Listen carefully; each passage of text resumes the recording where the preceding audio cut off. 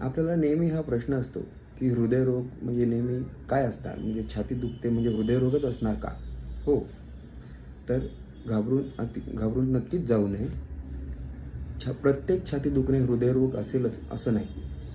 जर तुम्हाला छातीमध्ये अचानक जकडण, पुन्हा लक्षात ठेवा, अचानक जकडण सुरू होतंय आणि त्याचं दुखणं डाव्या हाताकडे किंवा उजव्या हाताकडे जाते किंवा घशाकडे जाते किंवा पाठीकडे जाते आणि त्याबरोबर अस्वस्थपणा छातीमध्ये, घाम येणे, धडधड होणे, असं काही जर जाणवत असेल तर ते हृदयरोग असण्याची शक्यता जास्त आहे.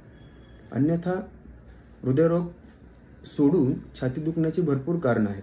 जसं की फासवेला सूज, काही मार लागला तर तो एकाच पॉइंटला दुखणार, एका ठिकाणी दुखणार. कधी-कधी खोकल्याबरोबर पण छाती दुखणं असू शकतं.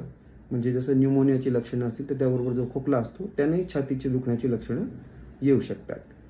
ॲसिडिटी हा प्रकार पण छाती दुखणं हे लक्षण सांगू शकतं. पण त्यात छातीमध्ये जळजळ होणार, जी पोटाच्या बाजूला जास्त असणार आणि बरोबर आंबट ढेकरं, गराळ्या हे पण होऊ शकतं.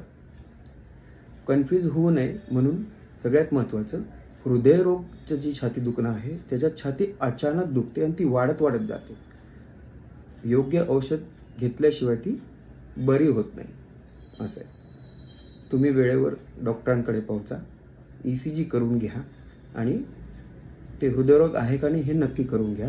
कारण की इतर कारणं अचानक जीवाला धोका निर्माण करणार नाहीत, पण हृदयरोग अचानक जीवाला धोका निर्माण होऊन मृत्यू उद्भवू शकतो. घाबरून जाऊ नये. छाती दुखणे असं काही खूप मोठा आजार नाही. योग्य लक्षणं ओळखून त्याला वेळेवर इलाज देणे हे महत्त्वाचं आहे. धन्यवाद.